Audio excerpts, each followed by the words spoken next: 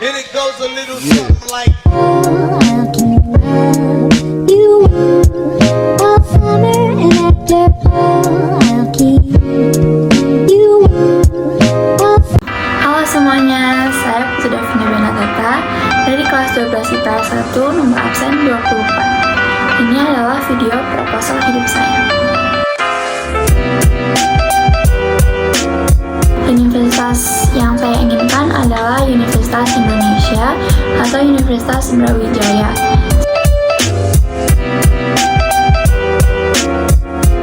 Jurusan yang saya inginkan adalah hukum.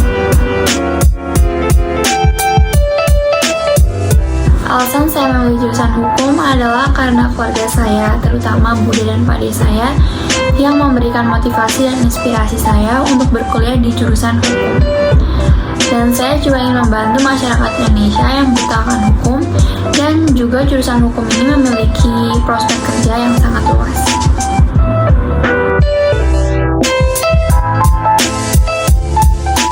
Motivasi ini atau keinginan saya untuk menjadi mahasiswa hukum pada saat saya kelas 8 dan kelas 10, di mana saya suka menonton drama Korea yang berkaitan dengan hukum, sehingga itu memberikan saya inspirasi dan motivasi saya, dan drama Korea itu dapat menarik perhatian saya.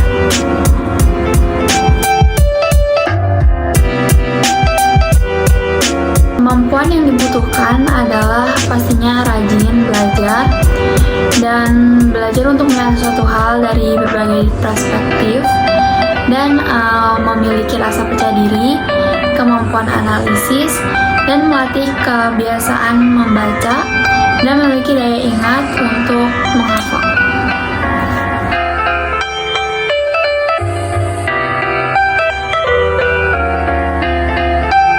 Tantangannya sebagai untuk memilih jurusan hukum adalah pastinya memiliki banyak saingan.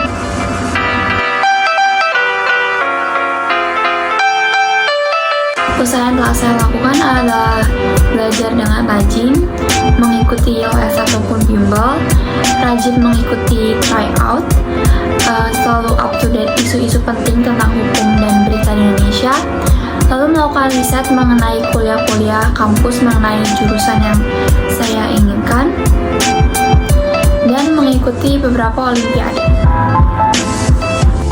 Ini adalah hasil wawancara saya dengan Ibu Desi Rositawati, Sarjana Hukum, Magister Kenotariatan, dan Kak Grace Melia Putri Santoso Purba yang masih berkuliah di Universitas Sumatera Utara semester 6. Selamat sore, saya Putri Davina Benatata. Saat ini bersama notaris PPAT yaitu Ibu Desi Rositawati, Sarjana Hukum, Magister Kenotariatan. Dan di sini saya akan melakukan wawancara mengenai profesi seorang notaris, yang dimana profesi tersebut adalah minat dan cita-cita saya selama ini. Pertanyaan yang pertama adalah nama perusahaan Ibu Desi Rositawati. Saya merupakan notaris dan PPAT di kantor notaris PPAT Desi Rositawati, Sarjana Hukum, Magister Kenotariatan, yang mana kantor saya berkedudukan di Kabupaten Tabanan, tepatnya di Jalan Pahlawan nomor 22A, Kabupaten Tabanan, Provinsi Bali. Lalu yang kedua adalah jabatan atau pekerjaan yang saat ini dilakukan. Jabatan pekerjaan saya yaitu sebagai pemilik kantor notaris PPAT Desi Rositawati, Sarjana Hukum, Magister Kenotariatan. Lalu pertanyaan selanjutnya adalah kira-kira persyaratan maupun pendidikan atau latihan apa yang harus dilakukan oleh seorang notaris? Untuk mencapai profesi notaris, yang pertama pendidikan yang harus kita tempuh yaitu pendidikan strata 1 Sarjana Hukum. Selanjutnya pendidikan strata 2 yaitu Magister Kenotariatan.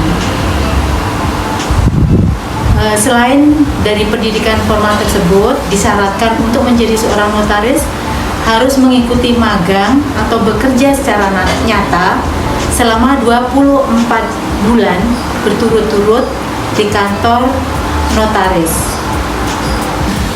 Lalu ada pertanyaan selanjutnya adalah apa saja pengalaman di luar sekolah yang dapat kita junjung untuk mencapai profesi notaris?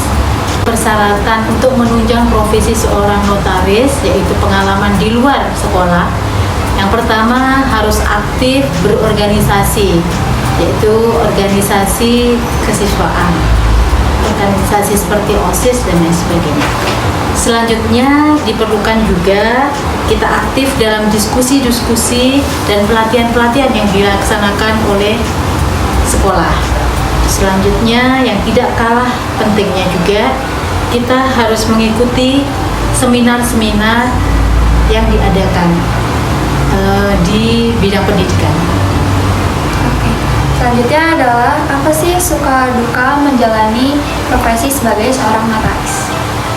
Suka duka menjalani profesi seorang notaris. Yang pertama, profesi notaris ini saat ini adalah dipandang sebagai profesi yang keren dan menjanjikan. Pertama. Selanjutnya, profesi notaris ini adalah, dengan profesi notaris ini kita bisa membantu masyarakat, yaitu membantu masyarakat untuk membuat akte notaris, yaitu melegalkan atau melegalisasi sebuah dokumen. Yang tidak kalah pentingnya lagi, dengan profesi notaris ini kita bisa memberikan penyuluhan hukum kepada masyarakat, tentunya yang terkait dengan bidang penotariatan. Oke, lalu pertanyaan terakhir adalah apa sih yang dikerjakan atau dilakukan oleh seorang notaris? Yang dilakukan oleh seorang notaris sebagaimana tercantum di dalam pasal 1 ayat 1 Undang-Undang Jabatan Notaris, yaitu Undang-Undang Nomor 2 Tahun 2014. Notaris merupakan pejabat umum yang memiliki kewenangan membuat akte otentik dan memiliki kewenangan lain sebagaimana diatur dalam undang-undang tersebut, yaitu Undang-Undang Nomor 2 Tahun 2014. Profesi notaris yaitu merupakan profesi yang memberikan jasa di bidang legalitas dokumen, yang tugas utamanya yaitu membuat akte otentik.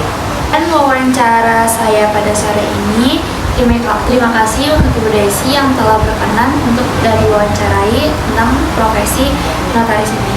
Semoga dari hasil wawancara tersebut dapat memberikan gambaran dan pandangan tentang profesi notaris, khususnya untuk saya yang lebih menjadikan saya lebih giat dalam belajar agar dapat mencapai cita-cita saya. Terima kasih.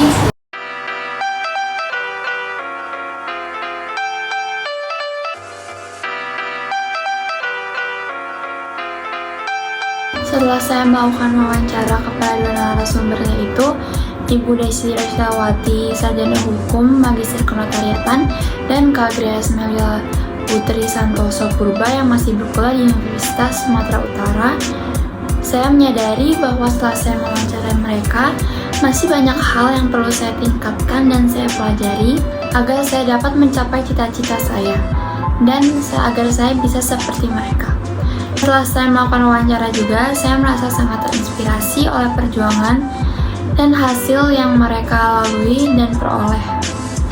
Setelah saya mendengar apa saja yang harus dipersiapkan untuk mendapatkan jurusan tersebut, saya menyadari bahwa saya masih sangat kurang.